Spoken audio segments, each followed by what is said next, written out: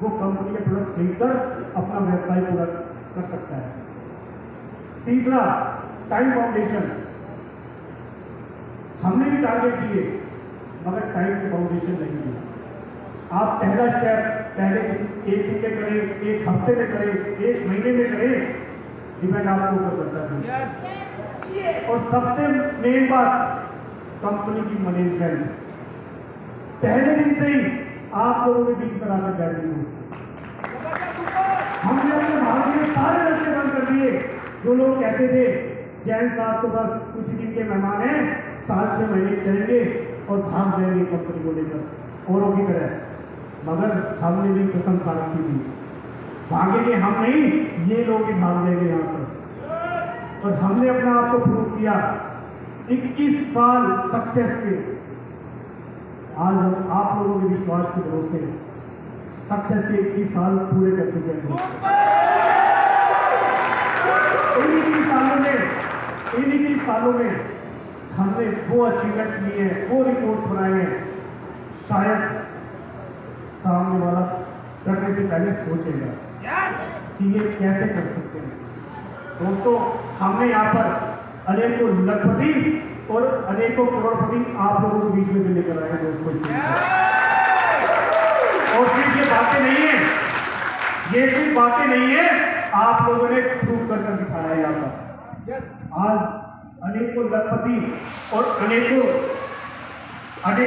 Royalty achiever जो 1 lakh per month की pension company से ले रहे हैं, 15 से 20 लोग 1 लाख में रॉयल्टी ले रहे हैं और काफी लोगों की तो पूरी भी हो चुकी है।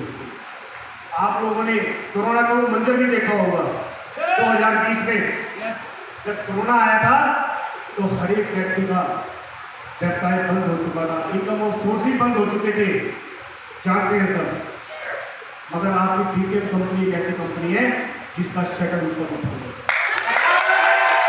डीटीएम कंपनी ने टाइमली पे आउट दिया, उनको उड़ान दी, टाइमली रॉयल्टी दी, और कहते हुए खुशी हो रही है लोगों ने ऑनलाइन जूम मीटिंग कर करके भी अपने बिजनेस को ऊंचाइयों पर लेकर गए। दोस्तों, संजीव कुमार जी अपने बिहार से एमएसडब्ल्यू रहते गुड़गांव में 2020 में 12th लेवल पोजीशन 32 लाख रुपए की अचीव की, और कोरोना अगले साल भी लगा 13th लेवल 40 लाख रुपए 2021 में भी अचीव किया। दोस्तों, आप लोगों के बीच में आज 12th लेवल 13th लेवल आप लोगों के बीच में है। आपने विनोद वर्मा जी को सुना, उनको देखा, उनकी जीवनी को भी सुना। बाय बर्थ विनोद वर्मा जी चल नहीं सकते। जब विनोद वर्मा जी कर सकते हैं बिजनेस को, तो हम क्यों नहीं कर सकते? हम क्यों नहीं कर सकते? अगर हमारे पास बहानों की लिस्ट बहुत लंबी चौड़ी है, बहानों की लिस्ट बहुत लंबी चौड़ी है कि मैं नहीं कर सकता, मैं ये फाइल उठाकर नहीं जा सकता, मेरा काम ये नहीं है। अगर आप नहीं कर सकते तो ये स्टेज भी आपके लिए नहीं मिलेगी। यहाँ पागल बनना पड़ेगा, नहीं करना पड़ेगा, अपनी ईगो को एक तरफ रखना पड़ेगा, क्योंकि यहाँ पढ़ाई लिखाई कोई मायने नहीं रखती है। यहाँ एक अनूठा छात्री पैसे कमा रहा है और कम पढ़ा लिखा व्यक्ति भी पैसा कमा रहा है। बस सिर्फ और सिर्फ आपको ट्रेनिंग एलईडी 1 to 1 इसके ऊपर जोर देना है। हर महीने जो ट्रेनिंग होती है आपके एरिया में, आपके टीम में, उसको अटैक करना है, प्लान डेली निकालने हैं, अपने सीनियर की कही हुई बातों को अप्लाई करना है। लोग कहते हैं, अब जैसे एक बुजुर्ग व्यक्ति है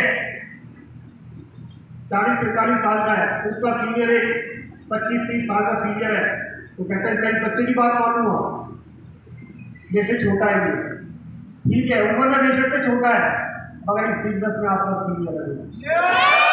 वो भी चाहता है कि आपकी सक्सेस हो, क्योंकि आज आप किसी भी माध्यम से यहाँ पर आए हैं, वो लोग भी चाहते हैं आप कंपनी का बिजनेस प्लान समझें, सिस्टम को देखें, जैसे हम सक्सेस हुए हैं वैसे आप लोग भी सक्सेस हुए।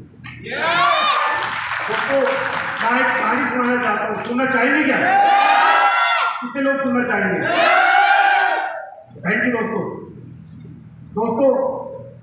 एक सेठ के यहाँ एक मजदूर काम करता था, एक सेठ के यहाँ एक मजदूर काम करता था, और सेठ जी शाम को उसको मेहनत के रूप में 4 रोटी का आटा देते थे।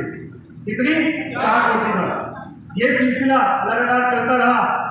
एक दिन व्यक्ति शाम को आकर 4 रोटी बनाई और नहाने के लिए चला गया। जब आकर देखता है तो उसके लिए 3 रोटी रह जाती है, 1 रोटी गायब हो जाती है। व्यक्ति परेशान हो जाता है, कंफ्यूज हो जाता है कि बनाई तो 4 रोटी थी, 1 रोटी कम गई। फिर भी वो तसल्ली करके 3 रोटी खाता है और सो जाता है। अगले दिन यही सिलसिला दोबारा क्यों होता है? ये सिलसिला लगभग हफ्ते 10 दिन से चलता रहता है। एक दिन वो ठान लेता है कि आज तो मैं चोर को पकड़ कर रहूंगा। वो 4 रोटी बनाता है और बराबर वाले कमरे में जाकर खड़ा हो जाता है कि देखता हूँ आज कौन व्यक्ति आता है और मेरी 1 रोटी ले जाता है। इतने में क्या होता है, चूहा आता है और उसको 4 रोटी से 1 रोटी निकालकर जाने लगता है। वो व्यक्ति चूहे के सामने आता है, कहता है भाई वो मेरी मेहनत की कमाई है, मैं बड़ा परेशान हूँ, तू 1 रोटी क्यों ले जा रहा है? तो चूहा कहता है भाई दिमाग मत खराब कर, तेरे हिस्से की 3 रोटियां हैं तो 3 रोटी खा और सो जा, ये मेरे हिस्से की 1 रोटी है। कहता नहीं, मैं बड़ा परेशान हूँ। चूहा कहता है अगर परेशान है तो महात्मा बुद्ध पुराने पर्वत पर बैठे हैं, उनके पास जा और अपनी प्रॉब्लम का सोल्यूशन उनसे पूछ कर, वो तेरी हर समस्या का समाधान मुझे बताएंगे। कहता सच्ची? कहता बिल्कुल। व्यक्ति अगले दिन अपने सेठ के पास जाता है, कहता सेठ जी मुझे छुट्टी चाहिए, मुझे किसी काम से जाना है।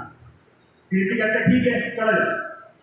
व्यक्ति अपनी पोटली बनाता है, खाना पीना उसमें सामान रखता है और चल देता है।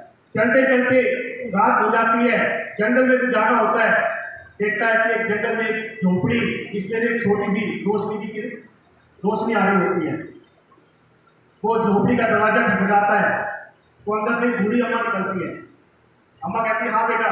कहते अम्मा मुझे आगे जाना है, जंगल है, रात हो चुकी है, क्या रात गुजारने के लिए मुझे आपकी झोपड़ी में किनारा मिलेगा क्या? कहते आ जा बेटा, अंदर आ जा। जैसे वो व्यक्ति अंदर जाता है, बैठता है, तो देखता है अम्मा की 20-22 साल की लड़की काफी देर से देख रहा होता है, बोलती नहीं है कुछ भी। व्यक्ति रात को रोटी खाता है और सुबह जाने लगता है। अम्मा से पूछता है अम्मा ये क्या बात, आपकी लड़की बोलती नहीं है क्या? कहता बेटा क्या बताऊं, जब से ये पैदा हुई है जब से ये बोलती नहीं है। कहते अच्छा। अम्मा कहती है बेटा तू कहाँ जा रहा है? कहते अम्मा मैं बड़ा परेशान हूँ, पुराने पर्वत पर महात्मा जी बैठे हैं, उनसे अपनी समस्या का समाधान पूछने जा रहा हूँ। कहते बेटा मेरी भी एक समस्या पूछ देगा क्या? कहता बोलो। कहते बेटी जब से पैदा हुई है ये बोलती नहीं, बोली नहीं एक शब्द भी, ऐसा क्या उपाय करूं जिससे बोलना सीख जाए? कहता ठीक है।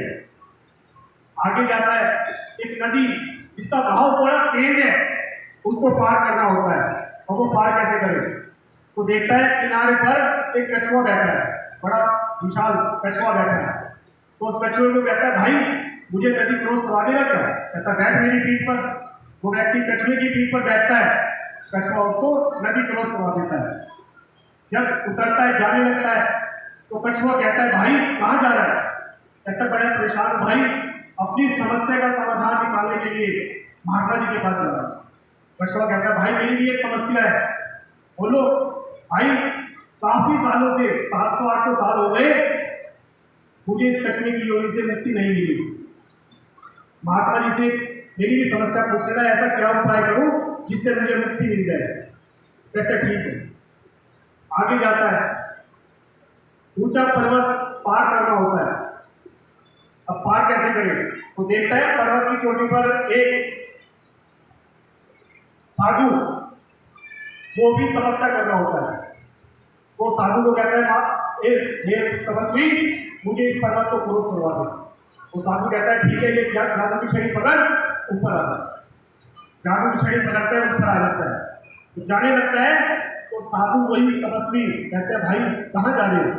कहते हैं समाधान ढूंढने के लिए जा रहा हूँ, समस्या बहुत बड़ी है।